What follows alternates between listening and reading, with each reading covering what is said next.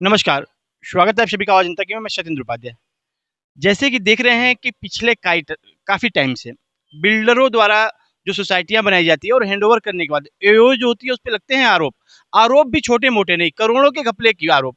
और जो लोग भी उस पे आरोप लगाते हैं उनसे हम जानेंगे कि आखिर इनको पता कैसे लगा और किस तरह के मामले सामने आते हैं, क्योंकि ये पहला मामला नहीं है। जहाँ तक हम बात करें राजेश नगर एक्सटेंशन की, तो कई मामले सामने आ चुके हैं। आखिर क्यों होता है ऐसा? तो उसी के बीच में हमारे साथी जो हैं उनसे हम बात करेंगे और उनसे पूरे मामले की जानकारी लेंगे कि क्या है मामला और किस तरह से ये घपले होते हैं। सर, आपका शुभ नाम?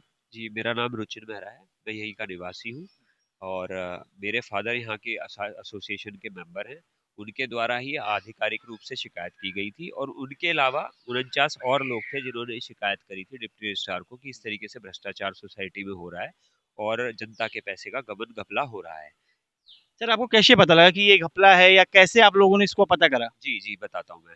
ये बड़ा सिंपल है, मतलब इसमें कोई ऐसी बात नहीं है कि बड़ा जाँच करनी है या बड़ा वो करना है, क्योंकि आप यहाँ रह रहे हो, पैसा देते हो, तो आपको पता होता है कि आप किस चीज़ का पैसा दे रहे हो और वो पैसा कहाँ लगाया जा रहा है।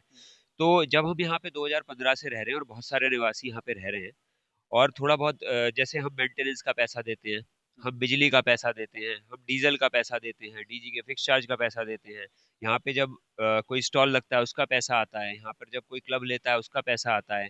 इस तरीके से कोई किराए पे आता है उसका पैसा आता है, कोई फ्लैट बेचता है तो रजिस्ट्री अमाउंट का पैसा 0.5% यूपी अपार्टमेंट एक्ट के हिसाब से आता है। तो ये सब चीज़ें सबको पता है, ऐसा नहीं है कि किसी को पता नहीं है।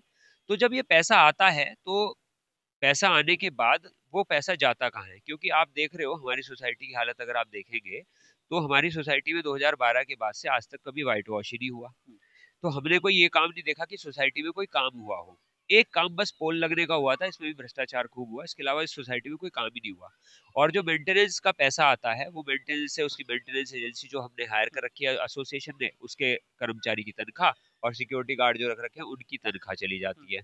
तो इस प्रकार से हमें ये धीरे-धीरे हमने देखा कि भई हम जो है बिजली का पैसा जो देते हैं उसका एडवांस देते हैं, वो सरकार को चला जाता है। उसके अलावा बिजली का फिक्स चार्ज जो सरकार लेती है वो पर केवीए का 110 लेती है, वो तो पता है सबको, बिल में लिख के आता है सरकारी बिल में। अब वो जा रहा है 90,000 रुपए और यहाँ पे पौने 3 लाख की उगाही हो रही है। कैसे हो रही है? 1223 केवीए का लोड है सोसाइटी के पास, सरकार लगा रही है 950 से ज़्यादा कभी लोड नहीं आता तो 90,000 रुपए और यहाँ पे जो हर घर को बाँट रखा था 6 केवीए, तो 6 केवीए के हिसाब से यहाँ पे 389 फ्लैट्स हैं और कुछ कमर्शियल है। तो उसका अगर आप 400 भी लगा लें तो 400 इंटू 6 होता था 2400 केवीए। तो 2400 केवीए का पैसे की वसूली हो रही है। तो वो एक्स्ट्रा पैसा जो आ रहा है उसका कोई हिसाब नहीं है। इसी तरीके से जब डीजल जनरेटर चलता है तो जो उसका डीजल का खर्चा आता है, डीजल का खर्चा सब में बँटना चाहिए।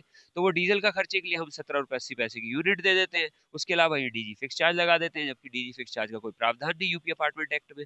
अब डीजी का फिक्स चार्ज जो इकट्ठा हुआ, वो इकट्ठा होता रहा, कहाँ आप लोगों ने खर्च कर दिया, खा गए, वो अकाउंट में है नहीं। क्योंकि अगर आपको कोई भी अतिरिक्त पैसा सोसाइटी के पास प्रॉफिट में आया है, तो बाय-लॉज़ में ये भी नियम दे रखा है कि वो या तो आप उसको एक पासबुक बना के निवासियों को बताएँगे कि आपको इतना हिस्सा मिलता है और निवासियों की मर्ज़ी से उसको सोसाइटी के पास भी रख सकते हैं, निवासियों में बाँट भी सकते हैं। लेकिन वो कभी ना तो बटा ना दिखाया गया कि कितना प्रॉफिट हुआ। इसी प्रकार आप अगर देखेंगे कि रजिस्ट्री का जो पैसा आता है, जब फ्लैट यहाँ बिकते हैं, तो फ्लैट बिकने के बाद जब बिल्डर ने बेच दिया और कोई दोबारा फ्लैट बेचता है, तो आधा प्रतिशत रजिस्ट्री अमाउंट का पैसा मिलता है। उदाहरण के तौर पे 50 लाख का अगर एक फ्लैट बिका, तो 25,000 रुपए एसोसिएशन को मिलेगा। तो हमारी सोसाइटी में लगभग 300 फ्लैट बिक चुके हैं और कई फ्लैट कई-कई बार बिके हैं। तो हमने एक अनुमान लगाया कि इस तरीके से 3 करोड़ रुपए तो आया है। और वो पैसा जो आया है वो सोसाइटी में है नहीं। हमने डिप्टी रजिस्ट्रार को जब शिकायत करी तो यही बिंदुओं पे हमने शिकायत करी कि भाई ये इस तरीके से घपला हो रहा है।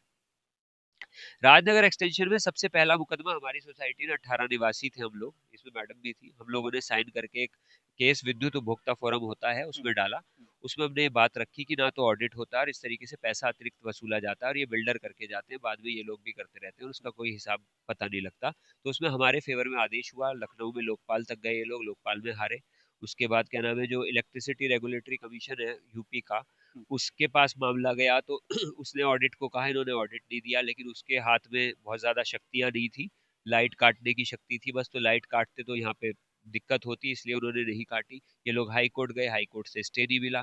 तो इस तरीके से हमने जब डिप्टी रजिस्ट्रार को सारी शिकायतें सामूहिक रूप से यहाँ के लोगों ने दी, तो डिप्टी रजिस्ट्रार साहब ने पहले स्पष्टीकरण मांगा, उन्होंने ये माना कि भाई हम झूठा आरोप लगा सकते हैं। बिल्कुल होता तो है सर, ये उन्होंने तो हाँ, देखो एक्चुअल मैं भी हूँ, हाँ, तो क्योंकि तो तथ्य मेरे पे है नहीं, हाँ, तो मैं भी ये कहूंगा कि आप शिकायत करता है तो शिकायत तो आप करेंगे। तो उन्होंने जब इनसे स्पष्टीकरण मांगा तो इनके द्वारा कहा गया कि हम तो ऑडिट कराते हैं, हर साल ऑडिट की एक रिपोर्ट भी लगा दी और साथ में 8 लोगों के एफिडेविट लगा दिए। जब हमने उस एफिडेविट की सर्टिफाइड कॉपी मांगी डिप्टी रजिस्ट्रार महोदय के कार्यालय से, तो पता लगा वो एफिडेविट नहीं है, वो तो एक कलर्ड कॉपी है। अब उस कलर्ड कॉपी की सर्टिफाइड इशू नहीं हो सकती थी, जारी नहीं हो सकती थी। तो उसके बाद हमने उसको जब जांच करी तो पता लगा कि उसमें से कुछ लोगों के 8 के 8 लोगों में से कोई भी नोटरी के पास गया ही नहीं था, स्टाम्प खरीदा नहीं था, उसके रजिस्टर में साइन नहीं किया था और वो फर्जी तरीके से एफिडेविट बना दिए थे। उसकी भी हमने शिकायत करी, जो डिप्टी रजिस्ट्रार साहब ने सही पाया कि इस तरीके से फर्जीवाड़ा हो रहा है। उसके बाद जब इन्होंने स्पष्टीकरण दिया, ऑडिट भी जो दिया है, क्योंकि हमें तो देते नहीं है, ऑडिट जब वहां पे दिया तो हमने ये देखा कि ऑडिट में इनकम दिखाई नहीं रखी कहाँ कहाँ से आ रही है। सर एक चीज और आता है, हाँ क्योंकि अकेले अध्यक्ष तो होंगे नहीं, एओए के हाँ और भी मेंबर होंगे, जी जी तो बिना उनकी सहमति से, बिना उनकी मर्जी से, या आप कह रहे थे कि आपके पापा भी शायद उसके मेंबर हैं, तो बिना इन लोगों के हम लोग हाँ, सोसाइटी के मेंबर है, अच्छा, अपार्टमेंट ओनर एसोसिएशन के मेंबर होते हैं, जो हाँ, वो जिनके पास वोटिंग राइट होता है। उसके बाद जब अपार्टमेंट ओनर एसोसिएशन चुनी जाती है तो 10 बोर्ड मेंबर चुने जाते हैं। बोर्ड मेंबर सोसाइटी को चला रहे होते हैं, जिसमें मुख्य तौर पर अध्यक्ष, सचिव और कोषाध्यक्ष ये होते हैं, क्योंकि इनके बैंक में हस्ताक्षर इनके चलते हैं, सारे पैसे की निकासी और यही सब करते हैं तीनों लोग मिलके। बाकी मेंबर्स होते हैं, उनको पता है नहीं पता, लेकिन आधिकारिक तौर पर ये 3 मुख्य होते हैं। तो इस तरीके से जब शिकायत दी गई, ऑडिट देखा गया, तो उसमें ऑडिट में सिर्फ ये आ रहा था, क्योंकि और इन्होंने हमारे आरोपों पे कोई जवाब ही नहीं दिया। इन्होंने कहा जी हम तो ऑडिट कराते हैं, सर हमने ये तो तो बायोलॉजी की ऑडिट तो होनी चाहिए। हाँ, ऑडिट होनी चाहिए, ऑडिट होती नहीं है, अब तक हमें ऑडिट आज तक नहीं मिला। ये क्या करते हैं, अपना होना ये चाहिए, जीबीएम में एक ऑडिटर नियुक्त कराया जाता है कि पूरी जीबीएम बताती है, सोसाइटी बताएगी कि फलाने व्यक्ति को ऑडिटर नियुक्त करो। ये अपना ऑडिटर चुनते हैं, उसको बता देते हैं कि भाई इतना पैसा आया, हमने यहाँ यहाँ खर्च कर दिया, सैलरी में इतना, बिजली में इतना, इतना करके ये खर्चा दिखा देते हैं।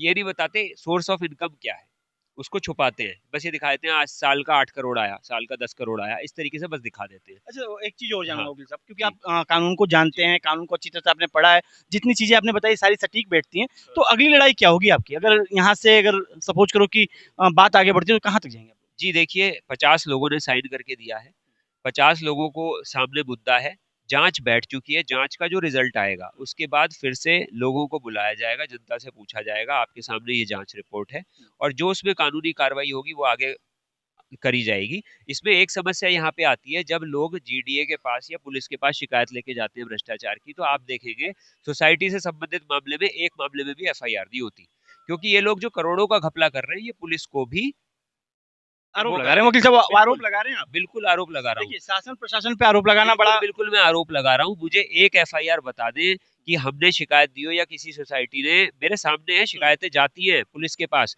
उस मैंने खुद दी है, रिवर हाइट ने खुद दी है, सोसाइटी ने, करोड़ों रुपए की शिकायतें जाती है, उस पे पुलिस कभी एफआईआर दर्ज नहीं करती। तो पुलिस बताएगी क्यों नहीं करती भाई, ऐसा क्या होता है कि पुलिस उस पे करोड़ों, और वही मामला कोर्ट में दर्ज हो जाता है, कोर्ट दर्ज कर रहा है लेकिन पुलिस क्यों नहीं दर्ज कर रही, इसका मतलब पुलिस को कुछ फायदा हो रहा है जब भी दर्ज नहीं कर रही।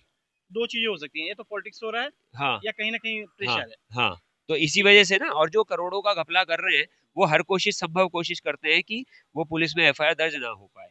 आप देखें, जब तक बिल्डर के भी पॉलिटिकल हस्तक्षेप नहीं होता तो बिल्डरों पर भी मुकदमे दर्ज नहीं होते, बिल्डर जब घपला करते हैं अच्छा, तो। ये चीज अब पहले जाने से पहले क्या एओए के बीच में आप लोग की वार्ता हुई क्या कोई? हमने एओए को, जब भी जीबीएम होती है तो जीबीएम में ये लोग अपना पहले से ही फिक्स कर देते हैं कि हमें ये करना है, जनता की बात ही नहीं सुनते, जनता के सामने ना ऑडिट रखते हैं ना कुछ रखते हैं कि भाई हमने ये किया, कोई सवाल पूछता है तो उसका सवाल का जवाब नहीं देते।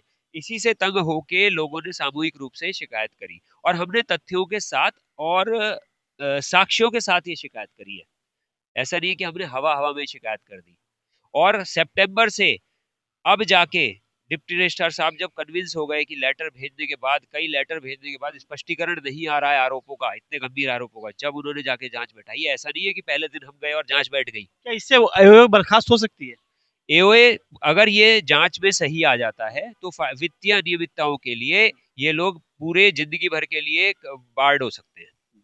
ये यूपी अपार्टमेंट एक्ट और बायलॉज में नियम है, अगर इनके ये पाई जाती है वित्तीय अनियमितता, तो ये जीवन भर के लिए चुनाव लड़ने से अब बाहर हो जाएंगे। सवाल ये खड़ा होता है, रिकवरी किससे होगी? रिकवरी इन्हीं लोगों से होगी, रिकवरी इन्हीं से करी जाएगी। कैसे करेंगे आप, जब ये तो खर्च कर चुके होंगे? हाँ नहीं, वो उसके लिए कानूनी प्रक्रिया है, वो तो जो कानूनी प्रक्रिया है न्यायालय के थ्रू जो होगा वही अमल में लाया जाएगा। इसी तरीके से रिकवरी होती है, और जब ये जांच में आ जाएगा तो रिकवरी से न्यायालय के थ्रू कराई जाएगी, इनकी प्रॉपर्टी अटैच होगी या छोड़ के भागेंगे, क्योंकि पूर्व में कुछ छोड़ के भी भाग चुके हैं यहाँ से। अच्छा, इन केस अगर सपोज करो कि आप हार जाते हैं हाँ, या आरोप गलत साबित होता है, हाँ। तो फिर उसका दंड क्या होगा? देखिए, क्योंकि आप तो जानते हैं कानून को। हाँ, हाँ, आरोप अगर गलत साबित हो जाएगा, पहली बात तो हमारा आरोप ये है कि आप हमें ये तो बता दो पैसा कितना आया। आपने तो आज तक यही नहीं बताया। आरोप गलत साबित तो जब होगा ना, पहले आप ये बताओगे पैसा इतना आया, फिर आप बताओगे हमने खर्च कर दिया। तो भाई आपने वो पैसा कैसे खर्च कर दिया? आप अधिकृत थे मेंटेनेंस का पैसा खर्च करने के लिए। जो सोसाइटी को मुनाफा हो रहा है वो बायलॉज के हिसाब से सब में बंटना था, आपको खर्च नहीं करना था। तो आरोप गलत कैसे हुए हमारे?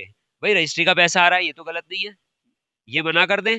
और जब ये हमने आरोप लगाए थे तो वहां मना करते ना, खंडन करते इस बात का। चलिए, उनसे भी पूछेंगे इस हाँ, चीज़ को बिल्कुल, बिल्कुल। और देखते हैं कि आपकी जो ये वर्चस्व की लड़ाई है या जो भी चीज़ें हैं, ये कहाँ तक जाएगी।